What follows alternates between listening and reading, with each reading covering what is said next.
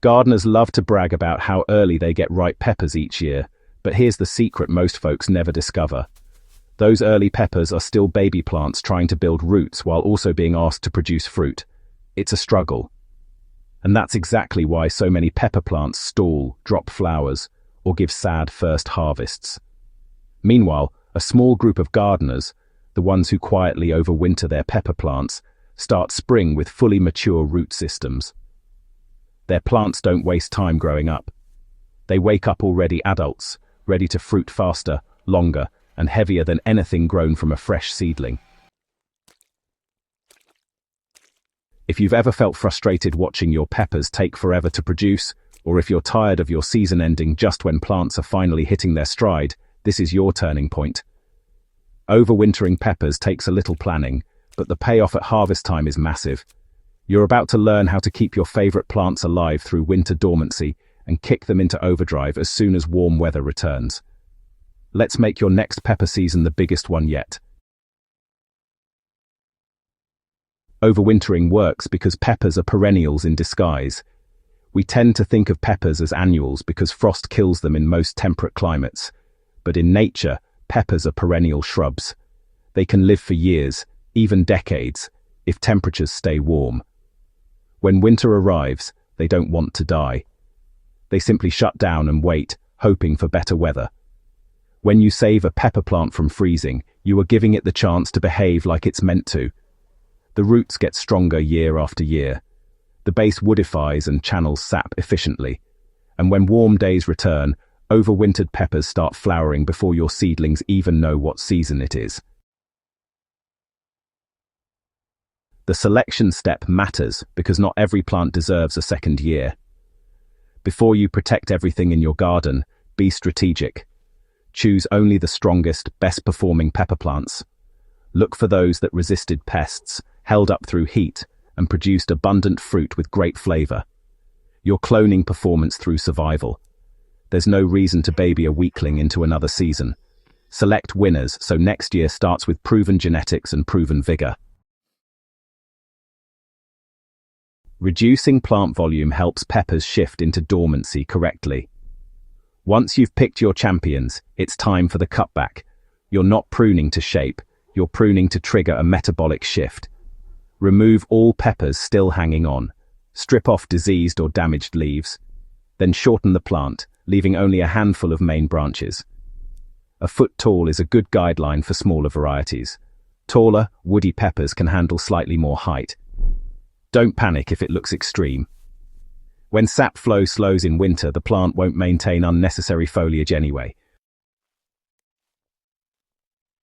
Healthy pruning now prevents mold, pests, and nutrient waste during dormancy.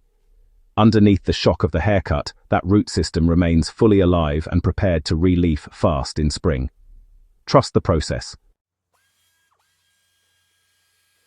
Root management and pot transfer protect peppers from outdoor death zones. In the ground, frost creeps deep, roots freeze, game over. To overwinter successfully, peppers must be moved into containers. Dig them carefully, lifting a generous root ball. Place them into just big enough pots using well-draining soil. No heavy fertilizers now.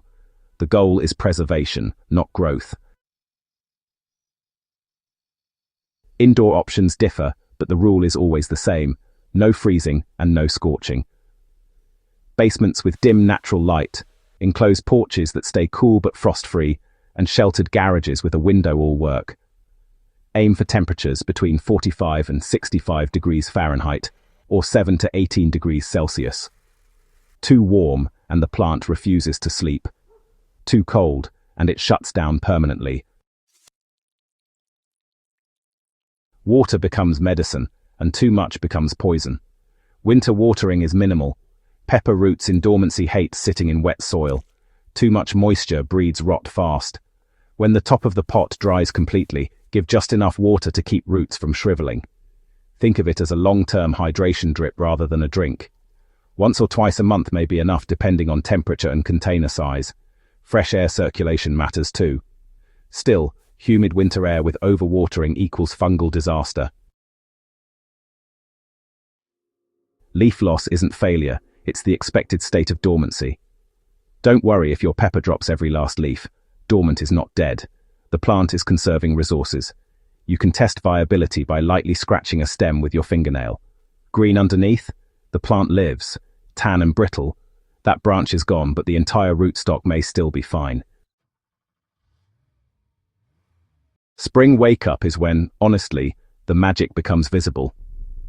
As the days get longer and temperatures start to rise again, you'll want to gradually reintroduce the plant to a bit of warmth and brighter light. If you rush it into full sun right away, the leaves can scorch, so take it easy. Lift humidity and nutrition slowly, step by step. You'll soon notice new buds popping from nodes along the branches. This is really the moment when overwintering makes its first clear announcement. Your pepper is months ahead of schedule compared to new seedlings. Now is also the time to repot into fresh soil if needed, using a balanced, slow-release fertilizer. If you spot multiple strong shoots emerging low on the stems, just choose 2 or 3 and remove the extras. That focus strengthens the base and, honestly, boosts fruiting power later in the season. Overwintered peppers outproduce new plants in dramatic fashion. By midsummer, the difference is, well, undeniable. Overwintered peppers fruit earlier, set more clusters at once, and just keep pushing right until the season's end. Because their roots are already established, they don't pause production during heat waves or windy setbacks. Their woodier stems handle the weight without flopping, and their immune resilience actually improves with age. So, long story short, the harvest you wished for all these years finally shows up. Chilies and hot varieties respond exceptionally well to multi-year growth cycles. The second and third seasons often deliver more heat and flavor complexity as oil profiles mature. If you're a sauce maker, an overwintered plant becomes a treasure. Trophy plants happen when gardeners refuse to reset greatness every year. Bell peppers can also overwinter beautifully, though they tend to be more sensitive to indoor conditions. The reward still outweighs the effort. Success becomes easier every year you do this. Once you've overwintered peppers successfully, it stops feeling experimental. It becomes your standard. It becomes smart gardening. Instead of starting from zero again and again, your garden builds strength like a perennial ecosystem should. That's what serious growers do. They invest in the future harvest, not just the current one. If this guide helped you unlock a breakthrough for your pepper garden, don't forget to subscribe and share this with growers who deserve bigger harvests too. Here at Gentle Herb Gardening, we're all about giving plants and gardeners the chance to reach their full potential. Let's keep growing, smarter, stronger, and year after year.